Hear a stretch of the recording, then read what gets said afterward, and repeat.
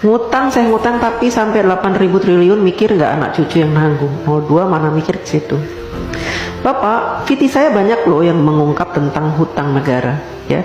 Bahkan kalau saya live, saya selalu bahas tentang hutang negara, ya. Mungkin Bapak yang tidak paham tentang hutang negara, saya akan jelaskan sekali lagi, ya. Mumpung saya lagi ada semangat untuk menjelaskan, supaya apa? Bapak tidak menyebar hoax, ya. Bapak tidak berpikiran jahat terhadap pemerintah, ya. Supaya juga menambah pengetahuan Bapak tentang hutang negara, ya. Mudah-mudahan saja penjelasan saya nanti membuat Bapak agak terbuka matanya, kupingnya, ya, pikirannya, wawasannya. Jadi begini Pak, hutang negara, setiap negara ingin mengajukan hutang kepada IMF atau World Bank gitu ya, atau kepada negara-negara lain gitu ya, kepada negara-negara yang mau memberikan hutang, maka harus disepakati oleh wakil-wakil Bapak. Di mana? Di DPR RI, ya.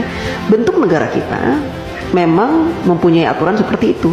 Presiden tidak bisa memutuskan segala sesuatunya, apalagi perkara hutang sendirian. Jadi harus dinegosiasikan dengan DPR. Dan DPR punya peraturan bahwa negara tidak boleh berhutang, ya, yang mana pembayarannya, cicilannya itu melebihi 60% dari penghasilan negara.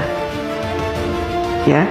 Nah, saat ini sejak Bapak Jokowi menjadi presiden, hutang negara kita itu tidak lebih dari 35%. Artinya jauh di bawah batas maksimal berhutang yang ditentukan oleh DPR RI, yaitu 60%. Artinya apa? Kita masih berada di ambang aman, ya.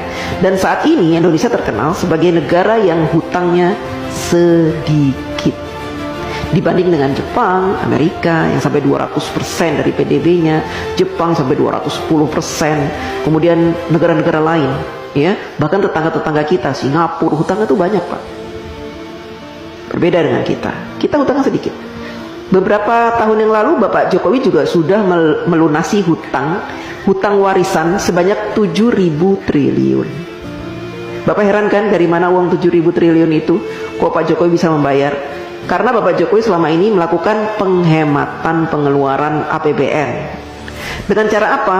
Dengan cara tidak menggunakan APBN untuk pembangunan negara.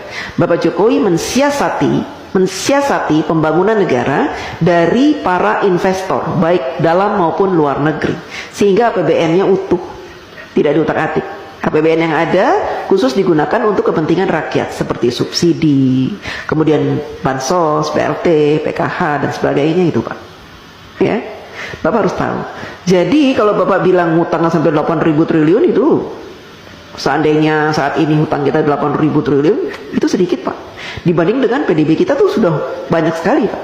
Itu jumlahnya cuma 35% dari penghasilan kita, penghasilan negara maksudnya. Ya Pak? Jadi masih di ambang batas wajar. Anak cucu kita nanggung.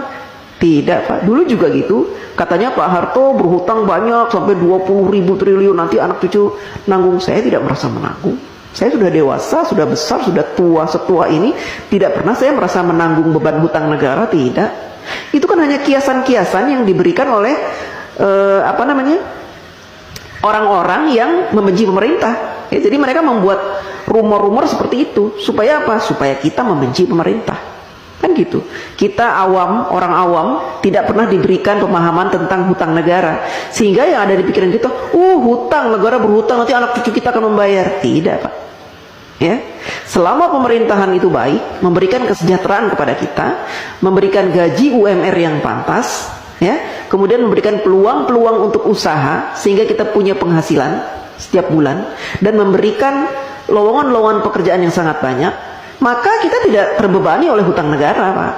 Ya, apalagi sekarang pemerintah sudah membuka banyak sekali lowongan dengan dibukanya smelter-smelter, proyek-proyek hilirisasi, itu akan membuka ratusan ribu lowongan pekerjaan Pak buat bangsa Indonesia, dan itu akan menjadi penghasilan yang akan dinikmati dan sehingga kita tidak dibebani oleh hutang itu.